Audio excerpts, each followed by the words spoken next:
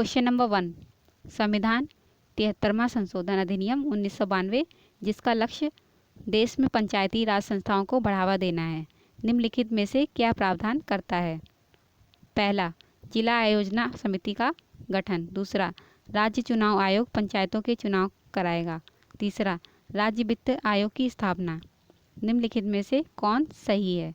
Option A केवल 1, option B केवल 1 और 2, ऑप्शन सी केवल 2 और 3, ऑप्शन डी 1, 2 और 3।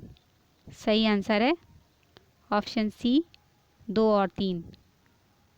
2 में है राज्य चुनाव आयोग पंचायतों के चुनाव कराएगा। तीसरा है राज्य वित्त आयोग की स्थापना। क्वेश्चन नंबर 2, भारत में यदि एक धार्मिक समुदाय को राष्ट्रीय अल्पसंख्यक का दर्जा मिल जाए तो वह किस विशेष लाभ का अधिकारी होगा?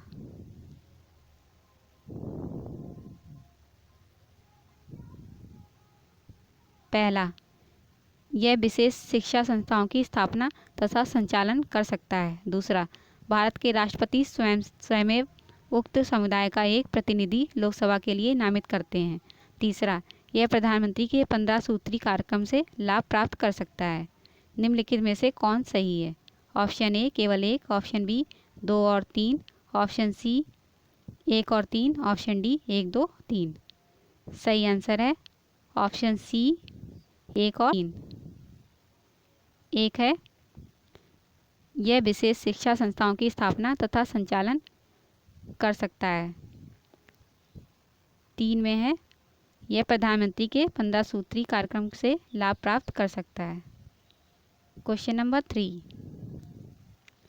भारत में लाखों विकलांग व्यक्ति रहते हैं, कानून के अंतर्गत उन्हें कौन से लाभ प्राप्त हैं?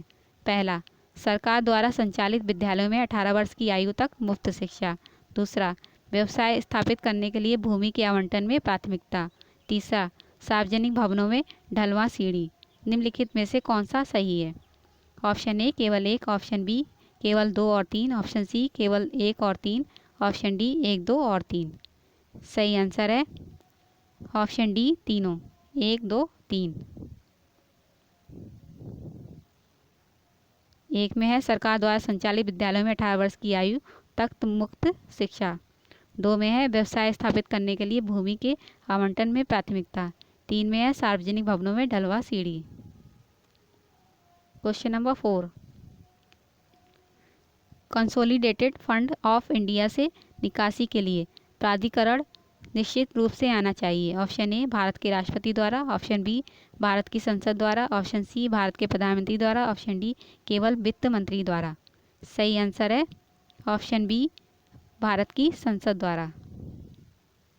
क्वेश्चन नंबर 5, करों तथा अन्य प्राप्तियों के रूप में केंद्र सरकार द्वारा प्राप्त समस्त राजस्व सरकारी कार्य के संचालन के लिए जमा किए जाते हैं। ऑप्शन ए भारत की आकस्मिकता निधि में, ऑप्शन बी लोक लेखा में, option C consolidated fund of India में, ऑप्शन डी जमा एवं अग्रिम निधि।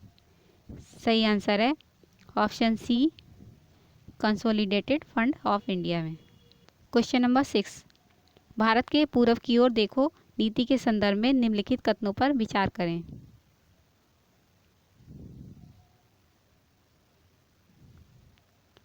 पहला, भारत पूर्वी एशिया के मामलों में स्वयं को एक महत्वपूर्ण क्षेत्रीय शक्ति के रूप में स्थापित करना चाहता है।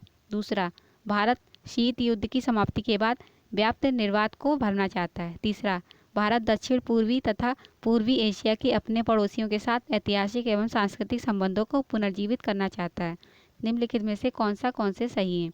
ऑप्शन ए केवल 1, ऑप्शन बी केवल 1 और 3, ऑप्शन सी केवल 3, ऑप्शन डी 1, 2 और 3।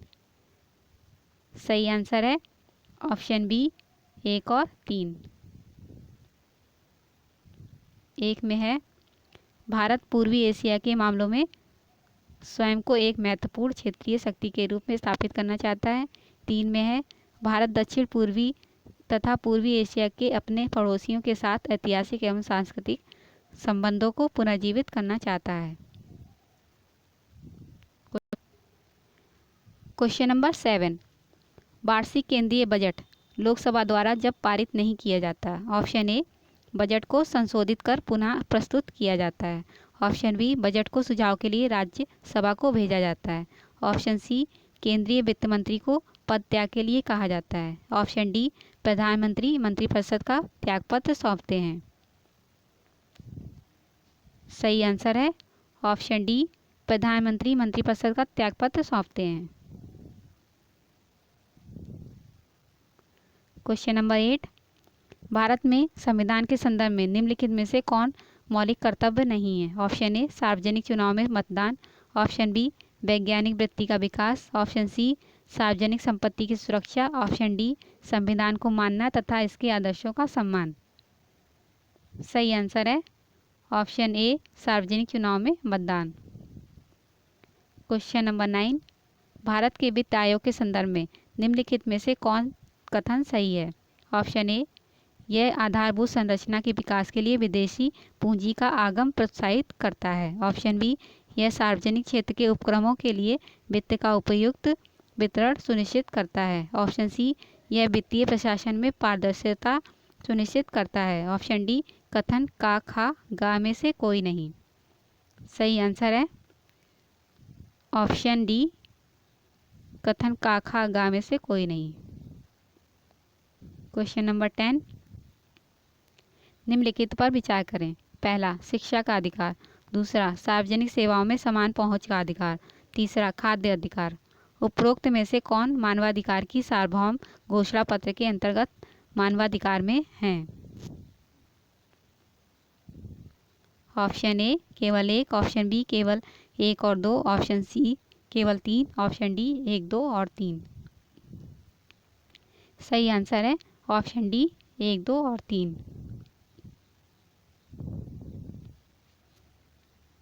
एक में है शिक्षा का अधिकार, 2 में है सार्वजनिक सेवाओं में समान पहुंच का अधिकार, 3 में है खाद्य अधिकार। क्वेश्चन नंबर 11, निम्नलिखित कथनों पर विचार करें।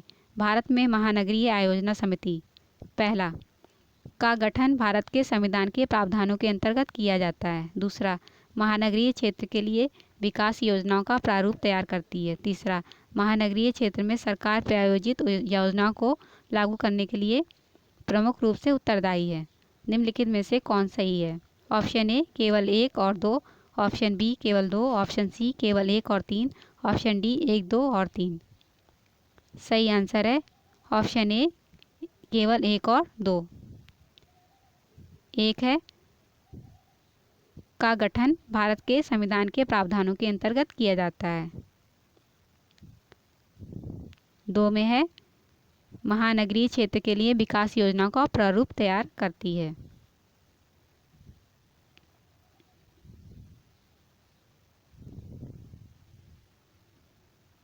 क्वेश्चन नंबर 12, लेखा मत तथा अंतरिम बजट में क्या अंतर है? पहला, लेखा मत के प्रावधान का इस्तेमाल एक नियमित सरकार करती है, जबकि अंतरिम बजट के प्रावधान का उपयोग काम चलाऊ सरकार द्वारा किया जाता है। दूसरा, लेखा मत सरकारी बजट को केवल खर्च से संबंधित है, जबकि अंतरिम बजट में खर्च और प्राप्तियां दोनों शामिल हैं। उपरोक्त में से कौन सा कथन सही है? ऑप्शन ए, केवल 1। ऑप्शन बी, केवल 2। ऑप्शन सी, 1 और 2 दोनों। ऑप्शन डी, 1 और 2 दोनों सही नहीं है। सही आंसर है ऑप्शन बी, केवल 2। लेखा मत सरकारी बजट को केवल खर्च से संबंधित है, जबकि अंतरिम बजट खर्च और प्राप्तियां दोनों शामिल हैं।